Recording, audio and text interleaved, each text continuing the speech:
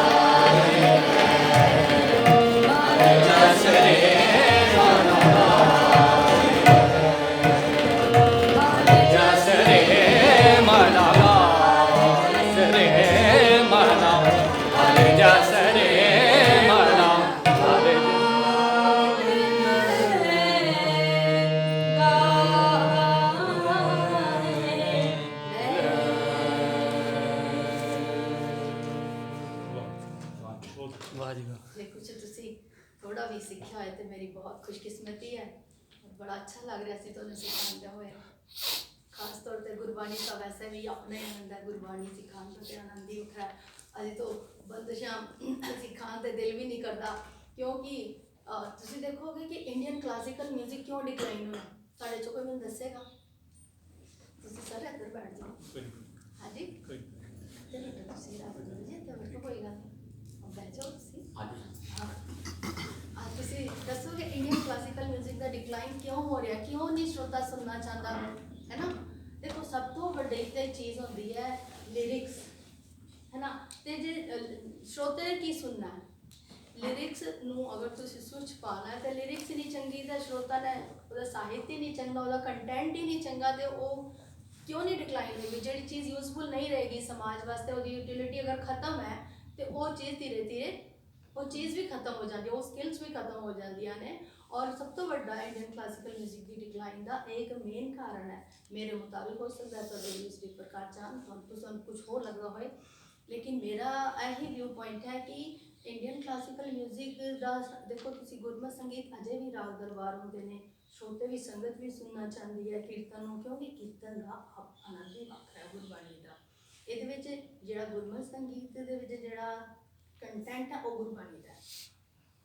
और इस करके ये अपना प्रभाव है चाहे इन्हू तुम राग में गा लो चाहे इन्हू तुम लाइट म्यूजिक के तौर पर गौदी बंदी गा लो यदा प्रभाव आना ही आना है डेफिनेट है बहुत अच्छा लग रहा है कि इतने मैं अज शायद अपनी लाइफ में पहली बार ऑनलाइन गुरबाणी सिखाई है किसी को हूँ दूजी बार रूबरू होके गुरबाणी की क्लास में बहुत वधिया लग्या मैंने सिखाना क्योंकि असी सिखाती तो मैं भी इंडियन क्लासिकल म्यूजिक ही हाँ पर वो ना सीखने वाला सीखना चाहता है तो ना फिर सिखाने वाले का भी नहीं वो बनती क्योंकि जो अगो गुरबाणी है तुम बड़ा अच्छा मैनू आंसर कर रहे सो आंसर बैक कर रहे सो बहुत अच्छा मैंने फॉलो दे रहे सो बहुत अच्छा लग रहा है मैनू तो लगे अच्छा बड़े उत्साह तो मैं लग रहा है अच्छा लग रहा है शुक्र है मेरी मेहनत सफल हो रही है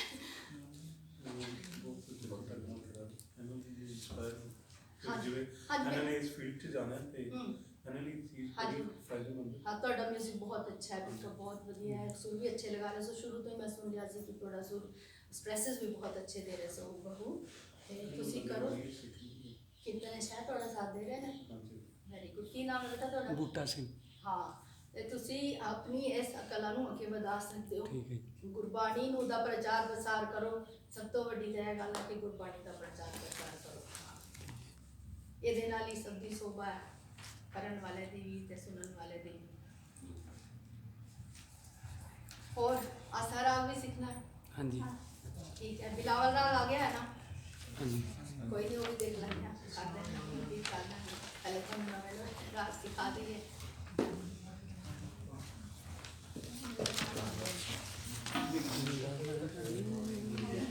पहले मैनू मैडम उन्होंने क्या परसों की गल है बड़े बारे ते फिर मैं मैडम उन्होंने पूछा कहते वो छुट्टी लै गया 2 दिन की रात दरिंदर हो गए तो मैनू लग्या कि वो तो वोकलिस्ट है ना उन्होंने तो मैं सिंगिंग सुनी तबला भी सुनिया होया कहते नहीं वो भी बड़ा अच्छा काम निकले मैं कहा चलो पर मैं बहुत खुशी हुई तुम इतने हो मेरे नाल हाँ मैंने बहुत ਚੰਗਾ ਲੱਗਿਆ ਕਿ ਤੁਸੀਂ ਤੁਹਾਨੂੰ ਸਵੇਰੇ ਦੇਖ ਕੇ ਹੀ ਬੜਾ ਟਾਰਾ ਸੋ ਲਿਖੀ। ਦੇਖੋ ਜੀ ਹਰ ਬੰਦਾ ਹਰੇਕ ਕੰਮ ਕੁਦਰਤੀ ਹੈ ਨਾ, ਤੇ ਆਪਣਾ ਆਪਣਾ ਫੀਲਡ ਹੁੰਦਾ ਹੈ ਨਾ। ਹੁਣ ਮੈਨੂੰ ਕੋਈ ਕਹੇ ਕਿ ਮੈਂ ਤਬਲੇ ਤੇ ਬੈਠਣਾ ਜਾਂ ਮੈਂ ਸਿਤਾਰ ਤੇ ਬੈਠਣਾ, ਉਹ ਪੋਸੀਬਲ ਨਹੀਂ ਹੈ ਨਾ। ਤੇ ਠੀਕ ਹੈ ਸਮਝ ਹੈਗੀ ਹੈ, ਪਰ ਜਿਹੜਾ ਲੈਵਲ ਤੇ ਤੁਸੀਂ ਵਜਾਓਗੇ ਉਹ ਥੋੜੇ ਅਸੀਂ ਜਾਵਾਂਗੇ ਹੈ ਨਾ। ਬੜਾ ਚੰਗਾ ਲੱਗਿਆ ਤੁਹਾਡੀ ਕੰਪਲੀਮੈਂਟ ਵੀ ਮੌਕੇ ਤੇ ਕੰਪਲੀਮੈਂਟ ਮਿਲ ਜਾਏ, ਇਸ ਤੋਂ ਵੱਡੀ ਹੋਰ ਸਿੰਗਰਸ ਵਾਸਤੇ ਖੁਸ਼ਕਿਸਮਤੀ ਨਹੀਂ ਹੁੰਦੀ। ਸਾਨੂੰ ਨਾ ਪ੍ਰੈਸ਼ਰ ਇੱਕੋ ਚੀਜ਼ ਦਾ ਹੁੰਦਾ। ਅੱਜ ਤੇ ਚਲੋ ਸਾਊਂਡ ਵਾਲਾ ਪ੍ਰੈਸ਼ਰ ਨਹੀਂ ਸੀ, ਇੱਕ ਸਾਊਂਡ ਦਾ ਪ੍ਰੈਸ਼ਰ ਹੁੰਦਾ ਪਰਫਾਰਮੈਂਸ ਤੋਂ ਪਹਿਲੇ, ਦੂਜਾ ਕੰਪਲੀਮੈਂਟ ਦਾ ਪ੍ਰੈਸ਼ਰ ਹੁੰਦਾ। ਤੁਹਾਨੂੰ ਤਾਂ ਪਤਾ ਤੁਸੀਂ ਕਰਦੇ ਹੋ ਹੈ ਨਾ, ਇਹ ਕੰਪਲੀਮੈਂਟ ਉਹ ਵੀ ਉਦੋਂ ਜਦੋਂ ਕਿ ਤੁਸੀਂ ਮੌਕੇ ਤੇ ਕਿਸੇ ਨਾਲ ਕਰਨ ਜਾ ਰਹੇ ਹੋ। ਪਹਿਲੇ ਤੋਂ ਅਭਿਆਸ ਜਿਹਦੇ ਨਾਲ ਕੀਤਾ ਉਹ ਤੋਂ ਵਾਲਾ ਪ੍ਰੈਸ਼ਰ ਨਹੀਂ ਹੁੰਦਾ, ਲੇਕਿਨ ਜਦੋਂ ਤੁਸੀਂ ਮੌਕੇ ਤੇ ਕਿਸੇ ਨਵੇਂ ਨਾਲ ਕਰਨ ਜਾ ਰਹੇ ਹੋ ਤੁਹਾਨੂੰ ਇਹ ਪ੍ਰੈਸ਼ਰ ਬਹੁਤ ਹੁੰਦਾ ਕਿ ਕੰਪਲੀਮੈਂਟ ਮਿਲ ਜਾਏਗੀ। तो बहुत I am so much lucky कि परमात्मा ने गुरु साहब, मैं गुरु साहब ते ही छड्डिया सी, मैं कोई गुरु रखा जो भी होएगा देखने मौके ते बड़ा चंगा लगा तुहाडे नाल। मैं शब्द कर दूं मेरे साथ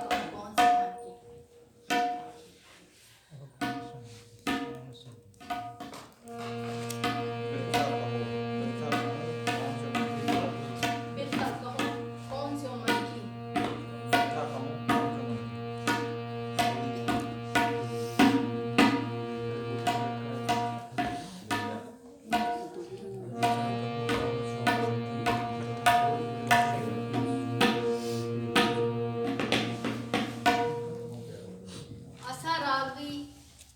प्रणाली का एक खास स्थान रखने वाला राग है। क्यों? क्योंकि ये जिस तरीके नाल गाया जाता है ना, वो गुरमत संगीत विच ही उस तरीके नाल गाया जाता है, उस ढंग नाल। बाकी तुसी मान सुन लो बिल्कुल आसा वर्गा है, लेकिन वो बाकी संबंधी फर्क होने करके वो तो पाते जाके रुकते हैं आसा राग विच, मध्यम से आके विश्रांति लेंदे हैं। उन्हीं गल नाल इहदा एक बड़ा ही नवा रूप खिल जाता है आसा राग का। ते गाया भी ज़्यादा गुरमत संगीत ही जाता है, हिंदुस्तानी च बहुत घट है इसका प्रचार।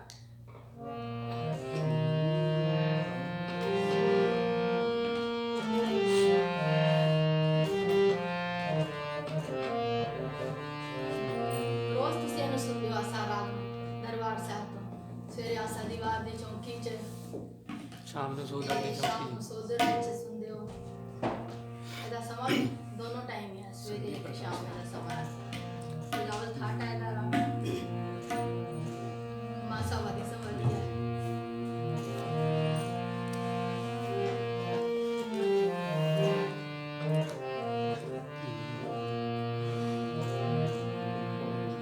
गौर नहीं जानते हो वर्जित है, वापसी संपूर्ण है, ऑर्डर संपूर्ण है।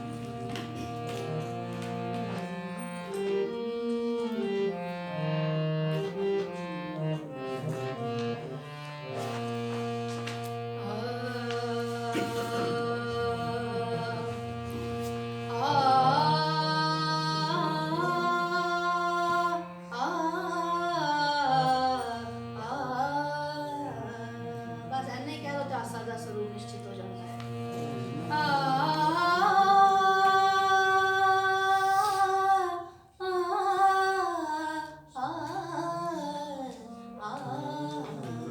इन्हीं सूरा डिफाइन कर दिया है कि आसा राग होने लगा है। ये सूरा है रे मा पा धा, लेकिन तुझे लगाव देखो, ये लगाव वो रे मा पा धा नहीं है जो आम जनरल स्ट्रेट है, नहीं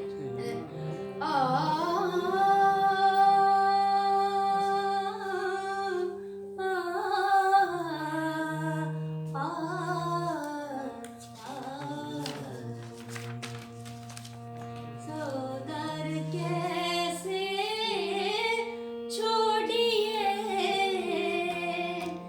जो दर सा होए, ਸੋਦਰ कैसे ਛੋੜੀਏ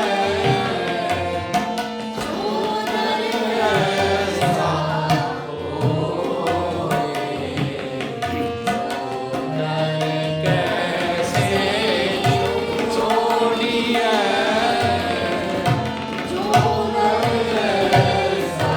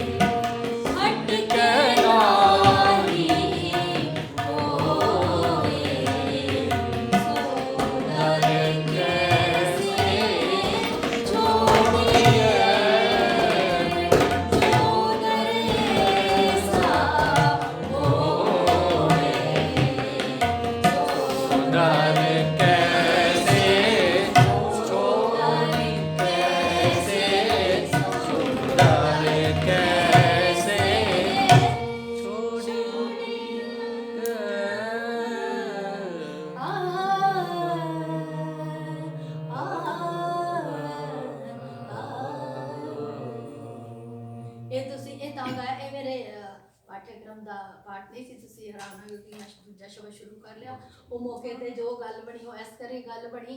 ਕਿਉਂਕਿ ਰੀਸੈਂਟਲੀ ਤੁਸੀਂ ਸੁਣਿਆ ਹੋਗਾ ਪ੍ਰੋਫੈਸਰ ਕਰਤਾਰ ਸਿੰਘ ਜੀ ਨੂੰ ਪਦਮ ਸ਼੍ਰੀ ਮਿਲਿਆ ਹੈ। ਹਾਂਜੀ ਤੇ ਬਹੁਤ ਮਤਲਬ ਐਵਰੀਵਨ ਇਜ਼ ਹੈਪੀ ਵਿਦ ਦਿਸ ਕਿਉਂਕਿ ਉਹ ਇੱਕ ਕਹਿ ਲਓ ਕਿ ਇੱਕ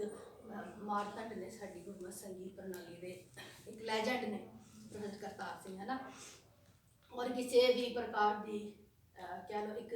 ਨਿਰਮਲ ਬੜੀ ਨਿਰਮਲ ਉਹਨਾਂ ਨੇ ਇੱਕ ਪ੍ਰਣਾਲੀ ਚਲਾਈ ਮਾਰਗ ਚਲਾਇਆ ਔਰ ਉਹਨਾਂ ਨੇ ਜਿਹੜੇ ਗ੍ਰੰਥ ਲਿਖ ਦਿੱਤੇ ਆ ਸਾਡੇ ਵਾਸਤੇ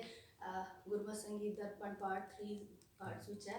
ਬਹੁਤ ਹੀ ਕਮਾਲ ਦੀ ਉਹ ਚੀਜ਼ ਹੈ ਉਹਨਾਂ ਦੀ ਸੇਵਾ ਹੈ। ਫਿਰ ਉਹ ਜਦੋਂ ਆਸਾ ਰਾਗ ਸਿਖਾਉਣ ਲੱਗੀ ਹਾਂ तो आप मुहारे मुँह चो निकल गया तो मैनू लगा कि तुहानू रैकगनिशन हो जाएगी आसा राग की। मैं अपनी बंदिश बात सुना दाँगी क्योंकि वो तो बहुत हो रही है लेकिन यह तुम दरबार साहब तो भी सुनते हो भाई जसपिंदर सिंह भी इनू गाते हैं तो करतार सिंह भी हैगी है तो बहुत सुरीली बंदिश है उन्होंने। तो बाकी वो तो तुम रोज सुनते हो सो दर तेरा के सो हर के चित पर सर्व समान वद तेरे नाद अनेक असंखा कित तेरे पावन हार कित तेरे राग परी सो कही है कित तेरे गावन हार गावत तो पवन पानी बैसंतर गावे रन धर्म दुआर चित गुपत लिख जानन लिख लिख धर्म विचार गावत तो ईश्वर ब्रह्मा देवी सोहन तेरे सदा सवारे गावत इंद्र इंद्रासन बैठे देवतियां दर नाल गावत तो सिद्ध समाधि अंदर गावत तो साध विचार गावत तो जति सती संतोखी गावत तो वीर करार गावत तो पंडित पढ़न रखी सुर जुग जुग वेदा नाल गावत तो मोहनिया मन मोहन सुरग वाश प्याल गावत तो रतन उपाय तेरे अठ सठ तीरथ नाल गावत तो जोध महाबल सूरा गावत तो पाणी चार गावत तो खंड मंडल ब्रह्मंडा कर कर रखते धार से गुरु गावन जो तुझ पावन रख तेरे भगत रसाले और किते तुधनो गावन से मैं चितना आवन नानक क्या विचार सोई सोई सदा सच साहिब साचा साची नाई है भी होसी जाए न जासी रचना जे न रचाई रंगी रंगी भांति कर कर जिनसी माया जिन उपाय कर कर देख कीता अपना जो तिस दी वड्याई जो तिस पावै सोई करसी फिर हुक्म न करना जाए सो पातशाह सहापत साहिब नानक रहन रजाई रजाई रजाई वाहिगुरु जी का खालसा वाहिगुरु जी की फतेह फतेह वाहिगुरु जी का खालसा वाहिगुरु जी की फतेह वाहिगुरु जी की फतेह वाहिगुरु जी की फतेह। कितना सोना लगता है सवेरे आस्था दी वार दा लाश वाल हरे जुग जुग भगत उपाया रख रहाया राम राजे हरना कस दुष्ट हर माया प्रहलाद डराया अहंकारी अनिंद का मिट दे देव मुख लाया जन नानक ऐसा हर सिया अंत लाए चढ़ाया नानक ऐसा हर सेविया